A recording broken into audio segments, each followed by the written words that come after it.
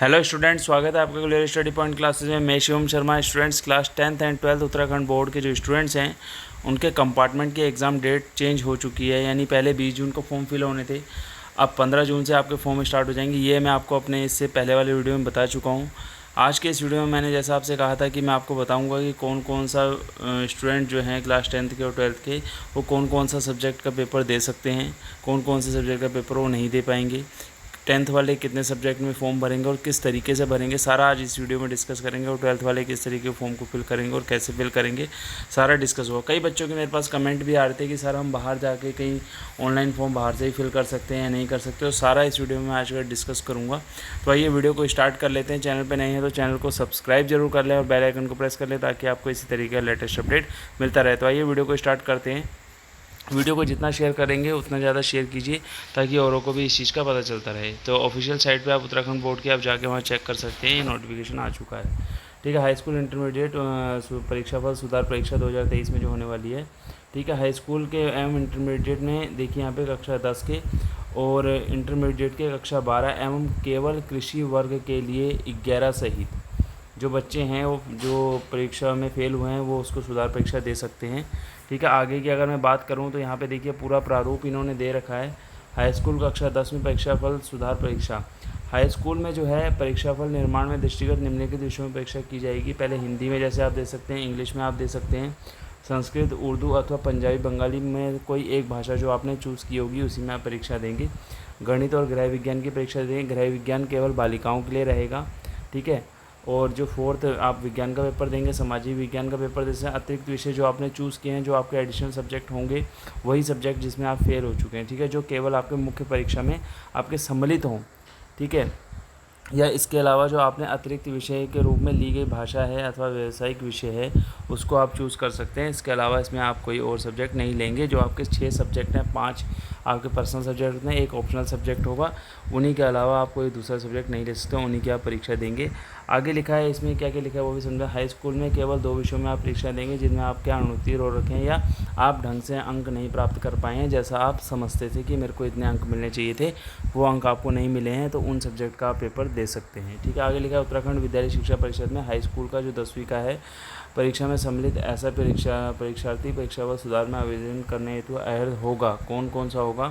जो परीक्षा संबंधित वर्ष की मुख्य परीक्षा में समस्त विषयों में सम्मिलित हुआ है तो वो, अथवा अनुत्तीर्ण हुआ हो, यानी या तो उसने वो परीक्षा दिया हो या वो फेल हुआ हो, वही बच्चा क्या कर सकता है, इसको दे सकता है। कौन से? 2023 वाले, उससे पहले वाले नहीं देंगे।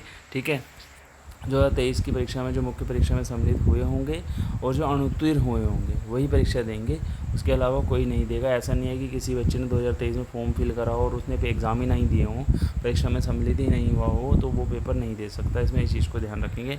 और नीचे वही प्रैक्टिकल वाला जो मैंने आपको पहले वीडियो डाल दिया उसमें है। और 12th वाले की अब हम बात कर लेते हैं।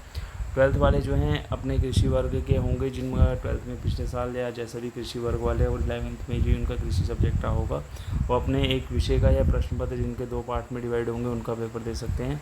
एक विषय का वो पेपर देंगे और सेम कंडीशन इनके लिए भी वही रहेगी कि जो मुख्य परीक्षा में सम्मिलित हुए हैं या कोई प्रश्न पत्र उनका रह गया हो जिसमें वो अनुत्तीर्ण हुए होंगे, वो उसका आप पेपर दे सकते हैं। इसके अलावा आप कोई पेपर नहीं दे पाएंगे। ऐसा ना हो कि कोई बच्चा स्कूल ही नहीं आया हो, उसने 10th क्लास का फॉर्म भरा हो, परीक्षा में शामिल ही ना हो, वो पेपर नहीं दे सकता। अब इसका फ़ीस स्ट्रक्चर मैं आपसे डिस्कस कर चुका हूँ कि 200 रुपये तो आपका सब्जेक्ट चार्ज रहेगा। क्लास 10th वालों को 50 रुपये एडिशनल आपसे लिया जाएगा जो आपके मार्कशीट का होगा।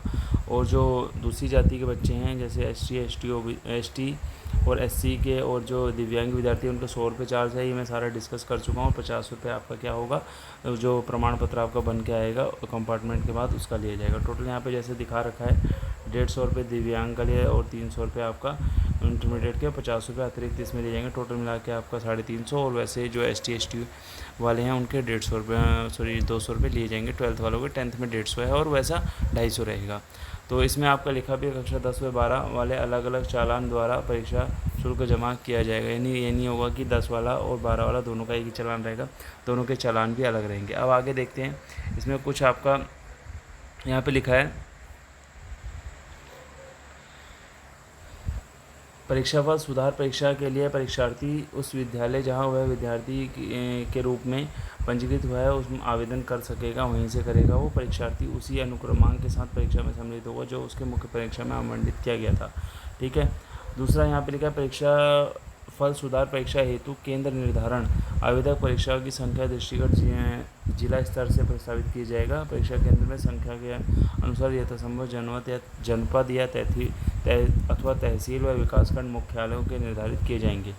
परीक्षाफल सुधार परीक्षा में केवल लिखित भाग की परीक्षा आयोजित की जाएगी, अर्थात प्रयोगात्मक वगैरह ये पुनः आयोजित नहीं की जाएगी, यानी आपके प्रैक्टिकल वगैरह दोबारा नहीं होंगे, खाली सैद्धांतिक जो आपका पार्ट इन थ्योरेटिकल पोर्शन वही होगा।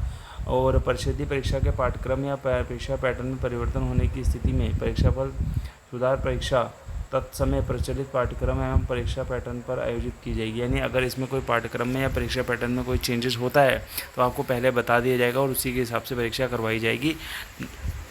और अगर आपका पैटर्न चेंज है तो उसी पैटर्न के अकॉर्डिंग वही परीक्षा चेंज होगी, ऐसा आपको बताया जाएगा पहले। ठीक है। यहाँ पे लिखा हुआ है परिषदीय परीक्षा के पाठ्यक्रम या परीक्षा पैटर्न में परिवर्तन होने की स्थिति में। वैसे अभी तक का तो कोई परिवर्तन नहीं है, अगर परिवर्तन होता है तो नए परिवर्तन के अनुसार ही आपकी परीक्षा कराई जाएगी। यहाँ पे लिखा है नेक्स्ट उसमें परीक्षा सुधार परीक्षा के लिए विषयों में प्राप्त अंक अन्य विषयों में मुख्य परीक्षा में प्राप्त अंकों को सम्मिलित करते हुए निर्धारित उत्तीर्णता मापदंडों के अनुसार परीक्षार्थी का संशोधित परीक्षाफल तैयार किया जाएगा। नेक्स्ट उसमें एफ वाले पॉइंट में लिखा है कि परीक्षाफल सुधार परीक्षा में परीक्षार्थी जिस विषय में सम्मिलित होगा उस विषय में परीक्षाफल सुधार परीक्षा में प्राप्त अंक अथवा पूर्व में मुख्य परीक्षा में प्राप्त अंक जो भी अधिक होंगे को अंतिम अंक माना जाएगा। यानी आप चाहें आपके जो पहले अंक आ चुके हैं और जो आप परीक्षाफल सुधार परीक्षा देंगे उसमें जो आपके अंक होंगे उनमें से जो आपके ज़्यादा होंगे वही आपके नए सर्टिफिकेट में चढ़ के आएंगे। ठीक है। और आगे इसमें नॉर्मल वही चीज़ें लिखी हैं, इसमें कोई इतना ज़्यादा डीपली ऐसा कुछ है नहीं, मैं आपको समझा चुका हूँ। और जो नॉर्मल आपने फॉर्म कैसे फिल करना है क्या करना है वो मैं आपको समझा देता हूँ। यहाँ साफ साफ इन्होंने लिखा हुआ है कि जो आपका रहेगा, यहाँ पे दिखाता हूँ मैं भी, मैंने देखा भी था। हाँ यहाँ देखेंगे, यहाँ पे थोड़ा समझाता भी हूँ मैं आपको। देखो जैसे यहाँ दिखा भी है, स्कूल एडमिन लॉगिन करेंगे इसमें। ठीक है। स्कूल का अपना एक पासवर्ड रहेगा, यहाँ लिखा भी है रजिस्ट्रेशन के समय विद्यालय द्वारा भरा गया पासवर्ड। ठीक है। और आपका एक सिक्योरिटी कैप्चर रहेगा जैसा कि मैं आपको समझा चुका हूँ। ठीक है। यहाँ पे आगे मैं थोड़ा सा यहाँ नीचे लिखा भी, इनको पढ़ लेते हैं। इस पेज पर विद्यालय अपनी 6 अंक की आईडी डालेगा, पासवर्ड अर्थात कैप्चा अंकित करेगा, लॉगिन करेगा, उसके बाद आप फॉर्म फिल कर सकते हैं। इंटरमीडिएट हो या हाई स्कूल हो, दोनों बच्चे इसको फिल कर सकते हैं।